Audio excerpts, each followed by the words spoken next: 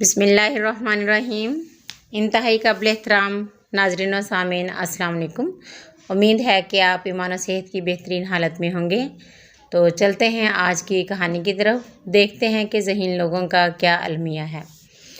ज़हीन लोगों का भी एक अलमिया है कि इनकी सोच बेलगाम होती है, यानी किसी भी वक्त किसी भी समय में कुछ भी सोचना शुरू करेंगे, फिर खुद ही से कोई नतीजा अक्स करके मायूसी के अंधेरों में डूबते चले जाएंगे।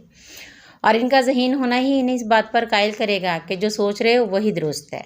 खुद से अंदाज़े लगाना इतना आम हो गया है कि हर दूसरा बंदा हसासियत का शिकार है। लोग मज़ाक तक को बर्दाश्त नहीं कर पाते, इससे मज़ा मफकूद होकर रह गई है।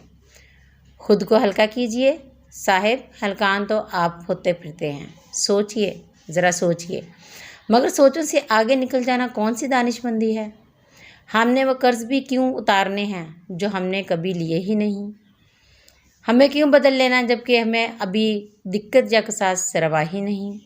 Late it be then let it go. बाज़ औक़ात अपना हक भी छोड़ देना चाहिए कि अगर बहसों मुबाहिसा में पड़ेंगे तो इससे ज़्यादा अपनी दिमागी सेहत का नुकसान करेंगे।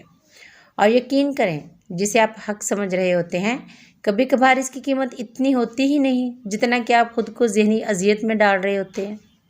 और याद रखिए, खुद को अजियत देने को कहीं भी कथारसिस के तौर पे नहीं लिखा गया। आप कीमती हैं, आप एक मर्तबा बने हैं, आपकी कोई फर्स्ट या थर्ड कॉपी नहीं। इसलिए अपना ख्याल रखिए